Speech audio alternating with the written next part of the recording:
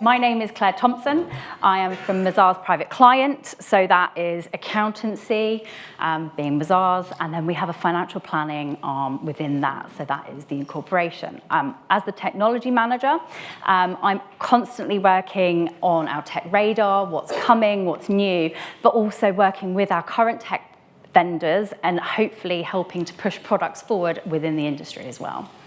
Yeah, good afternoon. I'm Stephanie Melian, and I'm the data manager at Mazars. And we just want to talk to you today about our journey with data and how we went from not using much of our data at all to fast forward now using our data to highlight insights, risks, issues, and be able to make strategic business decisions.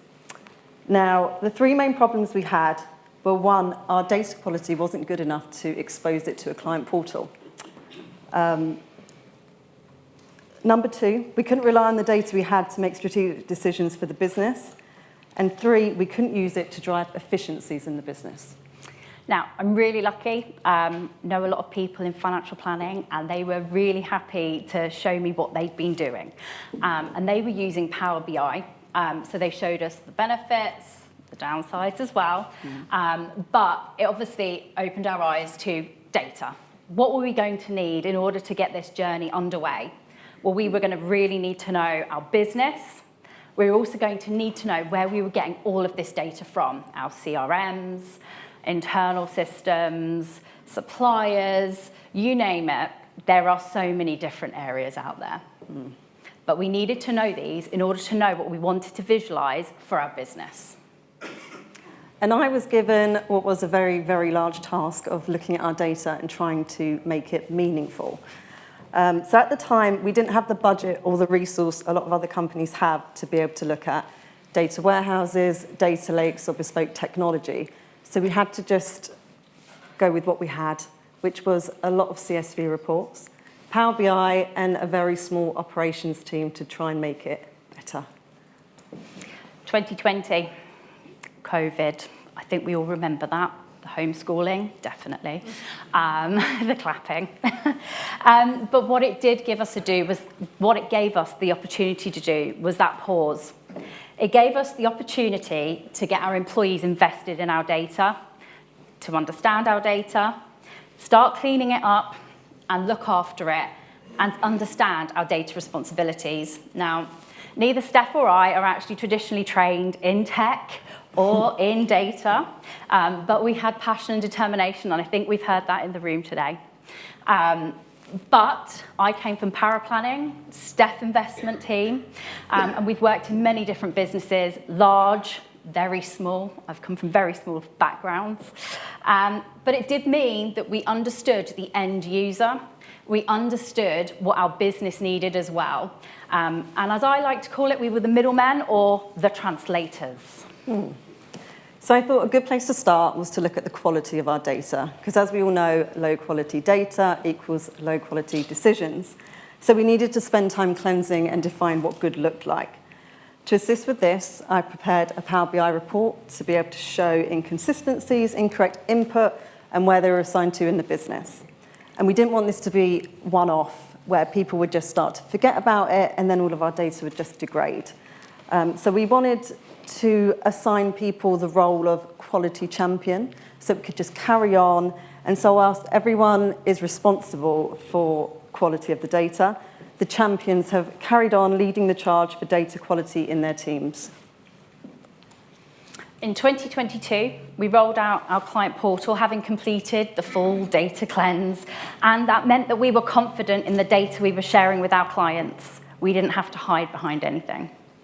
We'd also improved our client reports because now we were drawing on that data into our reports, the client hard facts, the client soft facts, their financial goals and their aspirations. We really understood our clients, and hopefully we were demonstrating that as well via our annual review and suitability reports. It also helped, obviously, with business efficiency and driving down how long it took us to write those reports for our clients. But at the same time, we looked at our client valuation data and we made large strides in optimizing it. And we're now about 98% automated. So quite happy with that. But one specific issue we really did face was that our preferred platform, the feed was very unstable and it kept failing. But obviously, as this data was now available to our clients, it really meant that we had to have it up to date. It was imperative it was correct, and it was updated at its earliest opportunity. So we actually worked with Sprint Finio, and we established our requirements, and then we really, really tested this link because we were passing an enormous amount of data through it. But I tell you what, those guys, they ensured that that data was brilliant quality, really reconciled, and it was, of course, correct. This also meant that we could then get those valuations in nice and early at closing from the day before. This improvement now means that our teams can rely on timely and accurate information, and by having an open and transparent relationship with our suppliers and everybody else within the business, actually, I think, and externally, it means that we work to make our data better, not only for our business, but for our clients. Yeah. So by 2023, I had a few years of getting my head around Power BI and how to use it. And from no MI, I then created a suite of reports. So we had KPIs, key risk indicators, workflows, and they were being used throughout the business now. And of course, that was the year Consumer Duty was then introduced. But the work we've done over the preceding few years put us in such a good position to be able to clearly and fully demonstrate how we were ensuring good outcomes for our clients. We've created a comprehensive client outcomes dashboard, which provides robust analysis for the board, so they can now challenge and be confident that we're doing the right thing for our clients. So what are we doing now? We're exploring efficiencies and client experience improvements. We're looking at Power Automate, data laking, and enhanced portal capabilities, as well as AI, like I'm sure all of you are. We recognise it was going to require further investment and into technology and skills. Generative AI has obviously been referred to as the fifth industrial revolution, and we do need to all be part of that in order to continue to thrive. It's been really fulfilling to see the difference we've made in the business. Yeah, and I tell you what, I don't know about you, but I think it's a really exciting time to be part of financial services, and I can't wait to see where this journey goes.